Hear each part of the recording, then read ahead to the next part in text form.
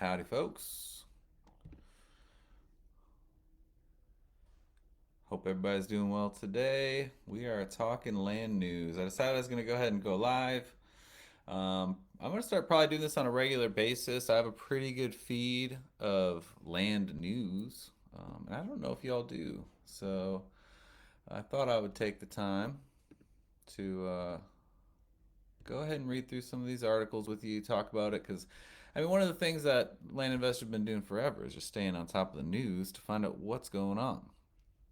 Because the decisions that businesses and governments are making are always going to be reinforcing and changing the values of land. So um, I'm going to start kind of with the real estate focus in 2025. An article here that's coming from, this is on MSCI. This is a blog by Will Robson. And I read through this, but effectively he's talking about real estate trends for 2025, and he's focusing on how market adaptations and investor strategies are being shaped by the current economic landscape. And effectively, the real estate market is surprisingly influenced by sustainability and technology integration, driving future property values. So, as investors, you kind of want to align your strategies with these emerging trends. A few of them here are going to be your data centers that seem to be popping up all over the place. Um, as far as the technology increase, but there's been a bit of a market correction. I don't know if you've been hearing or talking to a lot of your agents, but homes are running longer on market. Land values are still strong, but um, the Fed was looking at possibly pausing rate cuts moving forward. So that kind of caused a little bit of stir a couple weeks ago. Um, we're also seeing a bit of a proposed collapse in the commercial markets, offices more so than retail, but because a lot of people aren't wanting to go back to work. So, effectively, if you're kind of preparing for any of those markets, whether you're in commercial land or residential land, just some things to keep in mind, especially if you kind of look at land like a portfolio. So, if you're doing, say, a certain percentage of your investment in residential land as opposed to a certain amount of investment into commercial land, etc. That hopefully should inform you a little bit. And obviously, in each market, you're going to get real granular. But a couple of the highlights here out of this article that I thought was important is highlighting the biggest deal that Blackstone did, which was a $16 billion purchase on the Pan Regional Data Center. The operator is called AirTrunk. And there's a ton of markets where these data centers are blowing up. And they're kind of focused around areas where there's good energy infrastructure. Um, Even down to the point, it's not discussed in this article, but there's companies right now that are looking at creating kind of, I should have found that and prepared for this call, but I'll put it on the next one. But they're like effectively tiny nuclear reactors, about the size of a mobile home, that they can spin up, build them, install them easily. I think they bury them underground, so that if there is ever an issue, it's not a big deal. But data centers are a big deal. So if you have any areas where there's great access to affordable energy, Texas is one of these areas, maybe something to keep in mind, especially if you have something that's zoned light industrial or kind of on the edge of a city. Um, but anyways, a lot of people are assuming that things are going to improve here in 2024, or excuse me, 2025, as far as residential markets are concerned and commercial markets are concerned outside of office buildings, so like retail shops and retail developments. Um, but ideally, the Fed will continue to lower interest rates. And I'm assuming that a Trump presidency would drive that. I don't know if y'all remember back to his previous administration, but that was a big deal for him, was getting that Fed rate down. So kind of those things in the general market to pay attention to, but we'll get a little more granular here and start looking at a few of the things that are going on state by state. I'm in Texas here, so I'm going to start in Texas. There's a pretty good merger, or excuse me, land purchase that happened by the Texas Parks and Wildlife Department. They bought some big land over here in Hill Country. Specifically, they bought. Let's see, I have this article up. They bought 3,073 acres that are going to be added onto Enchanted Rock, and then 2,000 acres that they're adding onto Colorado Bend. And they're also considering establishing a new park that's about 1,721 acres along the Frio River near Garner State Park. So the counties that this is mainly affecting are Burnett's and Lampasas County. So if you're not familiar with Texas, that's I got it here behind me. That's at Austin area. That's the northwest of Austin, if I can find that. That's San Antonio, Austin. There we go. So Burnett and Lampasas, yeah, that's northwest of Austin. So it just shows that Texas is still investing a bunch of money into expanding parks. So if you're a investor that focuses in buying and selling land kind of in those recreational markets, this might be a new place to refocus on. Austin is already booming for a lot of reasons. Well, actually, going back to our old articles, it's seeing a slight reduction in home prices and things like that, but it's not an area that's going to shrink. So there's probably some good plays for ranches or recreational lots around those areas. Um, Let me see. All right, so let's get into Oklahoma. So in Oklahoma, there's a pretty big pushback against some green energy efforts that's going on here. I'm pulling from the Tulsa News. It looks like the rural counties are getting a little frustrated. And they're bringing some attention at the state capitol today, or this was back on Tuesday. They're coming from Creek, Osage, Pawnee, Payne, McIntosh, and over a dozen other counties that have come to the Freedom Brigade rally on the state capitol. They're protesting against the green energy companies. They're that especially the foreign ones, and this is kind of an issue that has been talked about here in Texas as well, is foreign countries buying up land. Here they're complaining about buying up Oklahoma land. And that's no bueno. It's actually something that we in our company we refuse to do, is sell land to anyone outside of the country. But these guys, as usual, you'd assume putting up wind turbines, solar farms, and again, what's coming up here is AI data centers. So we're talking about foreign countries buying up Texas and Oklahoma land, and I'm sure land in a bunch of other states, putting on energy, green energy, utilities, and then powering data centers. So it's just kind of interesting how you can see, we're using AI in our land company. I talk about AI every week now, but it's also affecting the land market in general. Again, here, going back to the federal side of things, this county official is commenting on, Trump's presidency is most likely going to abate a lot of the green energy initiatives that are going on state by state. So they're assuming that they're going to see a reduction here. But there's still permits out for, it looks like 100 wind turbines in McIntosh County, and so on and so forth. So something to keep in mind here if you're operating out of Oklahoma is if you're buying large acreage hoping to sell it to some of these green energy initiatives, it might not go the way that you're hoping. So pay attention to that. Know that we got some angry landowners going on. All right, now we're heading up north. Here we're talking about Minnesota.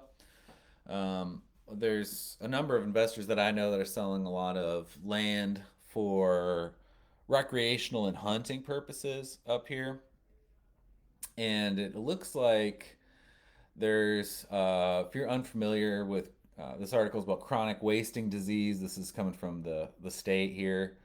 But they're discontinuing the targeted culling of deer in southwest Minnesota, um, because the chronic wasting disease had reached an endemic state, or a point at which the current methods of management are no longer effective. So roughly 5% of the population here has shown chronic wasting disease. If you're unfamiliar, chronic wasting disease is a prion disease that affects the brain, and really makes for an ugly deer, and something you definitely don't want to eat. And I believe there's concerns about it spreading to bovine, like cows. So this is a big problem. It's also a big problem in Wisconsin. If you talk to any hunter up there, they're probably going to be telling you stories about chronic wasting disease and how they have to get all their um, anything that they hunt is going to have to get tested before they eat it. What's up, Brad? Glad to have you in the chat. Um, so even though they, let's see, here's all right. So this is coming from the program supervisor Michelle Cartensen. While it is disappointing that chronic wasting disease prevalence has become increasing in these areas, it still remains relatively low compared to the neighboring state. So they're talking about Wisconsin here, where the rates are higher. But the fact that it is rising in another state, that's a concern. So they're not pursuing targeted culling as a management tool in these three endemic DPAs. Local landowners and hunters can still manage chronic wasting disease in these areas by actively participating in opportunities to increase antlerless deer harvest.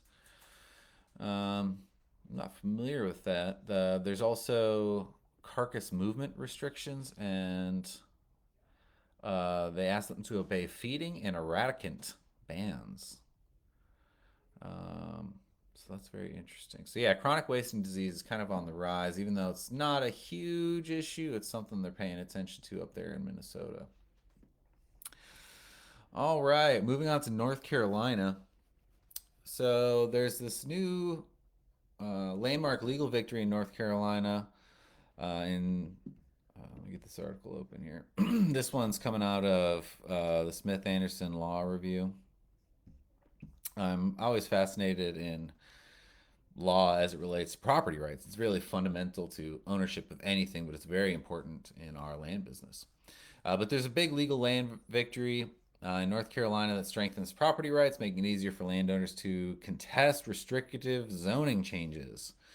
The legal precedent could lead to increased land values as landowners gain more control over their property use. And this decision may encourage more development, potentially boosting local economies through increased construction and related business activities. So I'm guessing this also has a little bit to do with a big rebuilding effort that's about to go on there for a lot of these flooded areas. But here, a recent North Carolina Supreme Court decision has bolstered private property rights across the state, reiterating that ambiguous local zoning and ordinances may be interpreted in favor of the free use of land. This 5-2 decision in the case Schuldev East LLC versus Town of Wake Forest was a victory for Smith Anderson client Schuldev East, a charter school developer whose plans to build a new K-12 school in Wake Forest, North Carolina were blocked after the town's Board of Commissioners reinterpreted an ambiguous sidewalk ordinance right before a key vote. So it looks like they were digging through and trying to find any way to make sure that this charter school wasn't able to open up in Wake Forest, North Carolina. So the attorney Toby Coleman, Amy Kraut, and Mitch Armbruster handled the appeal versus Schuldiv and successfully argued the case before the North Carolina Supreme Court. During oral arguments, the Smith Anderson team underlined the implication this case had for private property rights in North Carolina. There has long been a tension between the state's public policy encouraging the free and unrestricted use of and enjoyment of land, and the state's zoning enabling statutes which grant municipalities broad authority to regulate land use.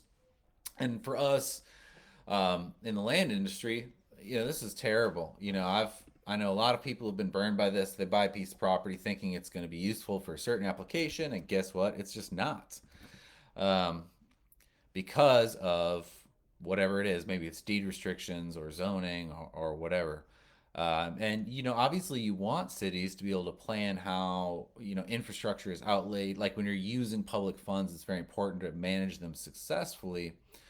But it's always kind of somewhat in opposition to freedom.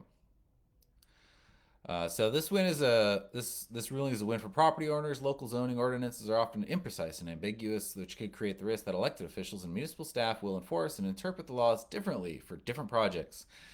I guess they're declining things just for willy-nilly reasons, and because there are so many laws, it allows them to just kind of pick what projects they want to go through or not, without really giving things a fair shake.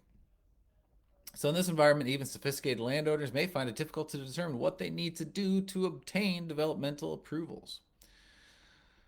Uh, and then here's a quote here. The problem that with that argument is that at no point prior to the close of the evidentiary hearing in the quasi-judicial case did anyone tell Schuldev, School Dev, obviously it's a school company, that more sidewalks were required by the sidewalk entrance ordinance. Toby said during oral arguments in the case. In fact, nobody from the town mentioned the sidewalk ordinance during the evidentiary hearing. So I guess they were using this sort of like sidewalk ordinance to you refuse to approve the zoning change, and he's like, come on, you guys know you have to bring that up earlier. So effectively, it's just calling for clearer zoning laws to help eliminate local regulatory uncertainty from the land development process. So that's a win. I mean, if you're operating in North Carolina, if you're doing any sort of entitlement deals where rezoning is a key, just kind of put this ruling in your back pocket in case it comes up, or in case any of the local authorities are using these sorts of tactics to deny your zoning change. Because that's a real bummer if you get all the way to the end. All right, moving over to Arizona. Um, we got this article coming from PowerMag.com where they're talking about the Bureau of Land Management approving a 600 megawatt solar project in Arizona, which is pretty large. This is meant to contribute to the state's renewable energy output, so kind of the opposite of what's going on here in the earlier article about Oklahoma. The development of such large-scale renewable energy products can increase the demand for nearby land, particularly for commercial uses such as logistics and manufacturing related to the energy sector. These projects typically lead to infrastructure improvements, which can further enhance land values. So if you're operating in this area, I know a lot of land investors that are buying and selling land near BLM. Um, this could increase the value. In fact, I know of a few folks that go out of their way to buy land near these solar projects. I can't remember exactly why, but so this 3,500 acre project is in La Paz County. I don't have an Arizona map on my wall, unfortunately, but the solar farm should be among the top 5 largest solar in projects in the United States. Boom. So this is about 30 miles west of Tonopah.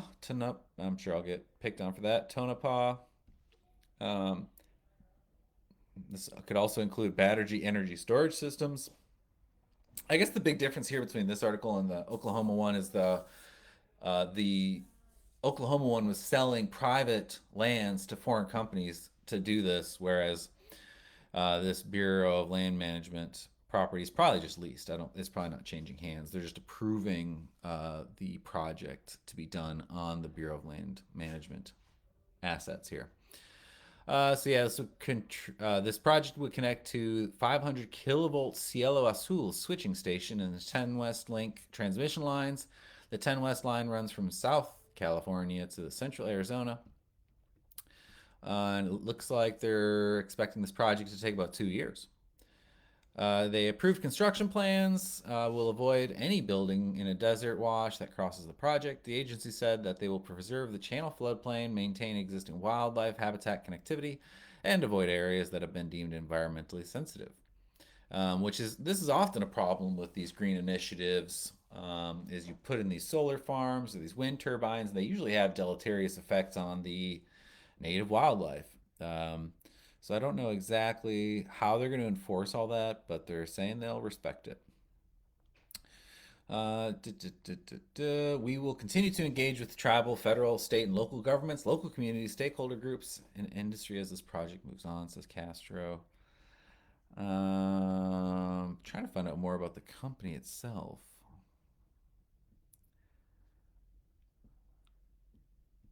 So, yeah, that's actually pretty vague in this article.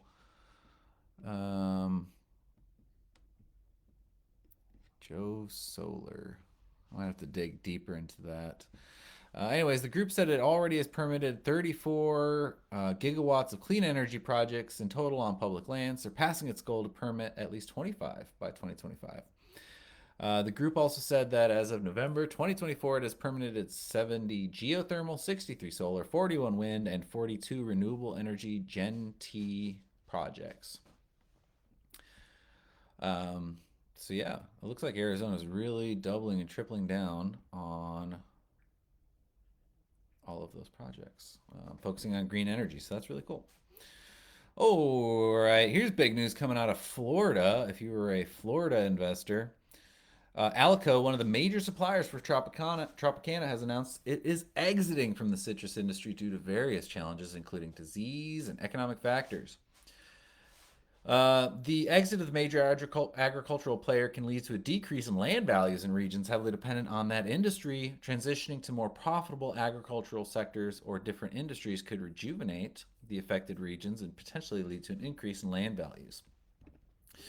So a bit of concern here. I'm guessing they're going to anticipate seeing drop in jobs, which would probably hit the residential economy and the commercial economy, all, kind of across the land. Um, so Alico is one of the largest orange growers in the U.S. The company is a supplier to Tropicana. It said it'll not spend further capital on its citrus operations after the current crop is harvested in 2025. That's crazy. With close to 3,500 citrus acres set to be managed by third-party caretakers. Alico said it will transform into a diversified land company and expects to sell or lease most of its acreage to farming operations. So if you have ever been interested in farm leases or owning land and then making your living by having other people work it, this might be a cool case study to try to monitor over the course of the next couple of years, because you'll probably see a company with a lot of money doing it really well. So why are they getting out of here? Well, hurricanes and relentless plant disease has been wrecking the citrus output and has pushed growers to reconsider their future in Florida. The orange crop is expected to be the lowest in a century. The U.S. Department of Agriculture predicted Hurricane Milton presented a major setback in the growers' efforts to make progress against the threat of citrus greening. Alico has seen citrus production decline approximately 73% over the last 10 years, as the company made significant investment in disease treatment. The additional impact of recent hurricanes has led to the company to conclude that growing citrus is no longer economically viable for us in Florida. That's crazy. Um, we've explored all available options to restore our citrus operations profitability, but the long-term productions trend and the cost needed to combat citrus greening disease no longer supports our expectations for recovery. Okay, Alico expects 75% of its land holdings to remain agricultural for the foreseeable future. The company owns roughly 53,000 acres of land, plus an estimated 48,700 acres of oil, gas, and mineral rights. So I wonder if there's an oil, gas, or mineral rights play here as well. So there's probably going to be a bit of a feeding frenzy here with this much acreage in Florida. Do, do, do, do, do. Yeah, so that's wild. So if you're operating in that area, then I would keep an eye out. I might even ask them if you could work with them. They might want outside help or third party help to manage some of this. Okay, folks, we got 3 more articles. Let's see how we're doing. All right, 24 minutes in. Not bad. Not bad at all. All right, so request to rezone land near the Shadow Valley. So this article is coming from the NWA Online. This is Arkansas. I'm just going to breeze through this one, but effectively, there's this rezoning request near Shadow Valley that's trying to change land use for a bunch of different development projects, and there's mixed reactions from the community. The rezoning can increase the land values through development opportunity. and increased taxes. But the issue here, the reason I'm always trying to cover these articles with rezoning is a lot of these land projects that I hear folks working on these days require rezoning. Um, so unless you are sure that you're going to pass through that stage unscathed, you are really taking a big risk.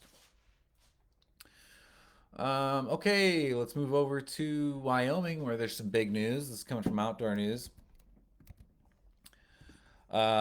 The Wyoming governor has approved a $100 million land sale to expand the Grand Teton National Park, aiming to conserve wildlife habitats and increasing public access.